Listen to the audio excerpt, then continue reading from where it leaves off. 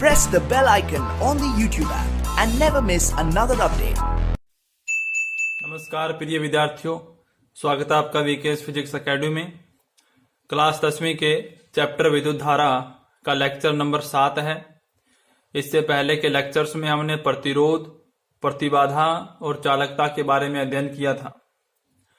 अब जब बात प्रतिरोधों की आती है तो हमें अपने सर्किट में, घरेलू विद्युत परिपथ में प्रतिरोध का मान कम या ज्यादा प्राप्त करने के लिए उन्हें किस प्रकार से जोड़ा जाता है, उसी के क्रम में हम चर्चा करेंगे। दो प्रकार से उनको जोड़ा जाता है, यानी संयोजन उनका होता है प्रतिरोधों का। एक होता है श्रेणी क्रम संयोजन और एक होता है समांतर क्रम संयोजन। जैसा कि मैंने आपको पहले बताया था कि विद्युत धारा मापने के लिए जो एमीटर का उपयोग होता है वो श्रेणी क्रम में जुड़ता है, और विभव मापने के लिए या विभवांतर मापने के लिए जो वोल्टमीटर का प्रयोग होता है वो समांतर क्रम में जुड़ता है। तो अब जब हम श्रेणी क्रम और समांतर क्रम की चर्चा कर लेंगे तो आपको ये पता लग जाएगा कि एमीटर और वोल्टमीटर को आप परिपथ में कैसे जोड़ोगे, और जब आपको प्रैक्टिकल करना हो तो हम उसको किस प्रकार से जोड़ते हैं। अब वैसे तो प्रतिरोध हमने बात की थी कि जो भी चालक तार अपने यूज करते हैं परिपथ को बनाने के लिए या अपने घरों में, उन सभी में प्रतिरोध होता है, क्योंकि उसमें एटम्स होते हैं, परमाणु होते हैं, वो सब क्या करते हैं, धारा के मार्ग में रुकावट पैदा करते हैं। अब वो तो ऑटोमेटिक प्रतिरोध, उसका हमें पता नहीं होता कि कितना है, लेकिन अपने इस प्रकार से व्यवस्था करनी हो कि हमें जानबूझकर ये प्रतिरोध कम ज्यादा करना पड़े, कि हमें एक्स्ट्रा तार कितने लगाने पड़ेंगे, कितना प्रतिरोध पैदा करे कि धारा अपनी कम हो जाए और धारा अपनी ज्यादा हो जाए जरूरत के हिसाब से। क्योंकि अपने घरों में जो उपकरण होते हैं वो कुछ तो कम धारा पे चलते हैं और कुछ ज्यादा धारा पे चलते हैं। कम धारा वाले उपकरणों को ज्यादा धारा मिलेगी तो क्या होगा, वो जल सकते हैं, खराब हो जाएंगे, और ज्यादा धारा वालों को अगर कम मिलेगी तो वो चलेंगे ही नहीं। जैसे उदाहरण के तौर पे आपको ये बताऊं कि जैसे अपने मोबाइल चार्ज करते हैं तो उसमें बैटरी होती है, मोबाइल में 9 वोल्ट की बैटरी होती है, और अपने घरों में वोल्टेज आती है 220 वोल्ट। तो अपने 220 वोल्ट डायरेक्ट उसमें जोड़ देंगे तो वो मोबाइल तो बैटरी तो फटी जाएगी, मतलब जल जाएगी। तो उसके लिए हमें किसका प्रयोग करते हैं, चार्जर का। उस चार्जर में प्रतिरोध लगे होते हैं जो क्या करते हैं, 220 वोल्ट को 9 वोल्ट तक बढ़ा देते हैं कम करके। तो उन्हीं के लिए प्रतिरोधों का और कई चीजें और भी होती हैं जो बड़ी कक्षाओं में आप पढ़ोगे, उनका प्रयोग होता है। तो स्क्रीन पे आप देखिए कि प्रतिरोध इस प्रकार के होते हैं जो हम प्रायोगिक बनाते हैं। अलग अलग कलरफुल होते हैं, ये अलग अलग कलर होते हैं। इन कलर के हिसाब से इनका जो मान है प्रतिरोध का ओम के अंदर है वो होता है। ये 12वीं कक्षा में आप पढ़ोगे कि कलर किस प्रकार से दिए जाते हैं, कलर का क्या मतलब होता है। अपने घरों में अगर कोई भी CFL है वगैरह खराब हो जाए तो उसको आप खोल के या तोड़ के देखना, उसके अंदर ये प्रतिरोध मिलेंगे आपको। इनको बोलते हैं रेजिस्टेंस। ये प्रायोगिक होते हैं, यानी इनको बनाया जाता है सर्किट में जोड़ने के लिए। और एक प्रतिरोध अपने आप ही होता है जो एक किसी चालक तार के अंदर होता है। तो प्रतिरोधों के अंदर सबसे पहले अपने पढ़ेंगे श्रेणी क्रम संयोजन, इसे बोलते हैं सीरीज कॉम्बिनेशन। हेडिंग है प्रतिरोधों का संयोजन, कॉम्बिनेशन ऑफ रेजिस्टेंस। तो श्रेणी क्रम में आप ये देख लेना कि किस प्रकार से अपने को प्रतिरोधों को जोड़ना है, उनसे क्या होगा, धारा कम होगी ज्यादा होगी, क्या होगा। ऐसा संयोजन है जिसमें पहले तार का दूसरा सिरा दूसरे तार के पहले सिरे से जुड़ा हो, वो संयोजन क्या कहलाता है, श्रेणी क्रम संयोजन कहलाता है। जैसे मैंने यहाँ पे सीधा प्रतिरोध ही लिखा है, तार का मतलब यहाँ पे प्रतिरोध से ही है, क्योंकि तार प्रतिरोध पैदा करेगा। तो ये प्रतिरोध है R1 एक प्रतिरोध, दूसरा प्रतिरोध है, मैंने इसको कह दिया R2 क्योंकि प्रतिरोध को कैपिटल R से डिनोट करते हैं। तो इस प्रतिरोध का पहला सिरा तो ये है और दूसरा सिरा ये है, और इस प्रतिरोध का पहला सिरा ये है और दूसरा सिरा ये है। मैं यहाँ पे लिख देता हूं, इसका ये पहला, इसका ये दूसरा, इसका ये पहला और इसका ये दूसरा। तो देखो किस प्रकार से जुड़े हुए हैं। पहले प्रतिरोध का दूसरा सिरा, ये तार कह सकते हैं, इसका दूसरा सिरा और दूसरे का पहला आपस में जुड़े हुए हैं। इस प्रकार से आगे तीसरा भी जुड़ जाएगा, चौथा भी जुड़ जाएगा। जितने जोड़ सकते हो आप वो जोड़ सकते हैं, जितने अपने आवश्यकता उतने जोड़ सकते हैं। तो इस प्रकार का जो संयोजन है उसे क्या कहते हैं, श्रेणी क्रम कहते हैं।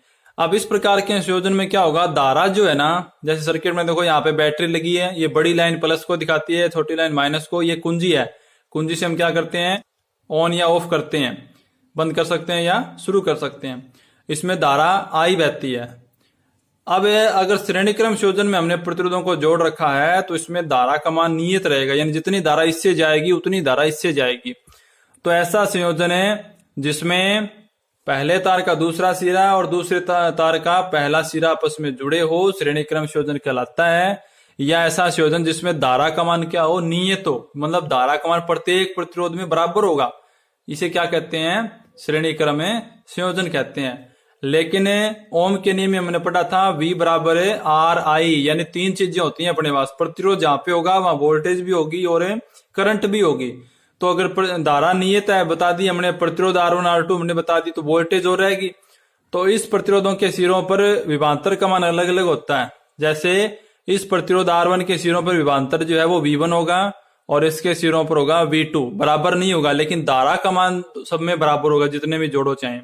अब ये मैंने यहाँ पे V1 और V2 दिखाए, ये विभवांतर को दिखाए हैं, वोल्ट मीटर नहीं है ये विभवांतर है। ये बता रहा है कि इस प्रतिरोध के पहले और दूसरे सिरे के बीच में विभवांतर जो है वो V1 है और इसके पहले और दूसरे सिरे के विभवांतर V2 है। इसे आगे आप तीसरा चौथा कितने भी जोड़ सकते हो। अब हम देखेंगे कि घरेलू स्तर पर जैसे अपने पास उपकरण होते हैं, देखो कोई भी उपकरण हम जोड़ेंगे ना, चाहे वो बल्ब हो, चाहे वो पंखा हो, कुछ भी हो, वो सभी प्रतिरोध पैदा करते हैं। तो हम मोटे तौर पे बताना चाहते हैं कि एक बल्ब का उदाहरण लेंगे, उसको श्रेणी क्रम में किस प्रकार से जोड़ें ताकि वो श्रेणी क्रम संयोजन बन जाए। स्क्रीन पे आपको दिखाई दे रहा है एक बैटरी है, उसके दो सिरे हैं, एक प्लस का है एक माइनस का है, उसके पास में एक कुंजी है, ऊपर दो बल्ब दे रखे हैं। तो देखो किस प्रकार से ये जुड़े हुए हैं। बैटरी का जो ऊपर दिखाई दे रहेगा आपको एक बड़ी निब सी दिखाई दे रही है, वो प्लस का है और उसके राइट साइड में छोटी निब है वो है माइनस वाली। तो प्लस वाली का एक तार की सहायता से जो रेड कलर का दिखाया, इसकी सहायता से हमने कुंजी के एक सिरे से जोड़ दिया और कुंजी का दूसरा सिरा जो है वो एक बल्ब से जोड़ दिया हमने, एक बल्ब के एक सिरे से। अब आपको पता है कि कुंजी का कोई प्लस माइनस नहीं होता, कुंजी को आप कहीं भी जोड़ सकते हैं। इसके अंदर जो काले रंग की डाट लगी है, वो डाट अगर निकाल देंगे तो सर्किट में परिपथ में धारा बंद हो जाएगी। और डाट अब लगी हुई, इसका मतलब इसमें धारा चल रही है, इसीलिए इसमें तीर के निशान दिखाए गए हैं। अब आप देखोगे कि ये जो बल्ब के एक सिरे पे तो कुंजी का जोड़ दिया तार, अब बल्ब का जो दूसरा सिरा है उससे तार को दूसरे बल्ब के पहले सिरे से जोड़ रखा है और दूसरे बल्ब का जो दूसरा सिरा है उसको तार की सहायता से बैटरी से जोड़ दिया। तो ऐसा क्रम क्या कहलाएगा, श्रेणी क्रम कहलाएगा। अब दोनों बल्ब में धारा बराबर आएगी लेकिन विभवांतर दोनों का अलग अलग होगा, ये इस क्रम की खास बात होती है। अब इसमें एक बात नोट करने वाली और भी है कि दोनों बल्ब के बीच में आपको जो तार दिखाई दे रहा है रेड कलर का, अगर वो तार खराब हो जाए, वो तार टूट जाए, तो क्या होगा, पूरा सर्किट ही बंद हो जाएगा, कोई सा भी बल्ब नहीं जलेगा, अपना विद्युत परिपथ है वो पूर्ण नहीं होगा। तो ये इसकी एक दोष है। अगर बीच में से कोई वायर खराब हो जाता है, कोई ल्यूज हो जाता है, तो जितनी सीरीज में आपने जोड़ रखे हैं 10, 20, 15 जितने भी बल्ब या और उपकरण जोड़ रखे हैं वो कोई भी नहीं चलेंगे। तो ये इसका क्या है, दोष है। तो अब अपना क्या करना है, जो अपनी व्यवस्था है इसके सहायता से अपने कुल प्रतिरोध ज्ञात करना है कि श्रेणी क्रम में हमने दो प्रतिरोध जोड़ रखे हैं अपने चित्र के हिसाब से R1 और R2। तो पूरे सर्किट में, पूरे परिपथ में कुल प्रतिरोध कितना होगा, तो उसके लिए हमें सहायता लेनी पड़ेगी ओम के नियम की। ओम के नियम से हमने से क्या बताया था, ओम के नियम में V बराबर है IR, V बराबर IR था, V क्या था, विभवांतर था, I धारा और R था प्रतिरोध। ये समीकरण हो गया 1। अब इसकी सहायता से हम क्या करेंगे, यही ओम का नियम है, पहले प्रतिरोध पर लागू करेंगे, अरे फिर दूसरे तार पर यानी दूसरे प्रतिरोध पर लागू करेंगे। तो फर्स्ट तार यानी फर्स्ट प्रतिरोध के लिए क्या हो जाएगा, V की जगह क्या था फर्स्ट प्रतिरोध में, V1 था। पहले तार के पहले प्रतिरोध के सिरों पर विभवांतर कितना था, V1 है। तो V1 बराबर धारा, मैंने कहा था कि धारा तो आई रहेगी पूरे परिपथ में श्रेणी क्रम के अंदर, तो धारा आई और प्रतिरोध पहला कौन सा था, R1। तो उसी फॉर्म में बन गया ना, उसी रूप में V1 बराबर I R1 समीकरण नंबर बन गई 2। ये तो व्यापक है, सब में लगता है। और यहाँ पे हमने V की जगह V1 किया पहले प्रतिरोध के लिए, विभवांतर V1 है और प्रतिरोध कितना है, R1 है। उसी तरीके से दूसरे तार या प्रतिरोध के लिए विभवांतर कितना था, V2 था। वीडियो को बैक करके आप चित्र देख सकते हैं, V2 था और धारा कितनी थी, मैंने कहा दोनों पे धारा बराबर रहेगी, जितने जोड़ रखे हैं आपने श्रेणी क्रम में सब पे धारा बराबर रहती है। I और प्रतिरोध कौन सा था, दूसरा R2। तो यहां से हम अब V1 और V2 दो विभव हो गए, विभवांतर हो गए, विभव यहाँ पे विभवांतर कह सकते हैं, विभव भी कह सकते हैं, क्योंकि हमें सिर्फ V से डिनोट करना है। तो इस परिपथ के अंदर कुल विभव कितना हो जाएगा, या कुल विभवांतर कह सकते हैं आप। V बराबर V1 प्लस के V2, दोनों का जोड़ हो जाएगा ना। और V बराबर V1 का मान कितना है IR1 और V2 का मान कितना है IR2। यहां से आप देखेंगे I कॉमन आ जाएगा, तो I कॉमन आने के बाद क्या आएगा V बराबर IR1 प्लस के R2। ये तो आ गया टोटल हो गया प्रतिरोधों का। अब अगर मैं इस I को भाग दे देता हूं V के अंदर पक्षांतरण करके, तो क्या बनेगा V बटे I बराबर क्या बनेगा R1 प्लस के R2। और V बटे I क्या होता है, V बटे I यहां से देखो V बटे I बराबर क्या है R है, तो ये R क्या होगा इस परिपथ का कुल प्रतिरोध होगा। और कुल कौन सा, ये श्रेणी क्रम का है, तो श्रेणी क्रम को सीरीज से लिखते हैं इंग्लिश में, तो मैंने कुल प्रतिरोध को संकेत से लिख दिया RS से, तो RS बराबर क्या हो जाएगा R1 प्लस के R2 हो जाएगा।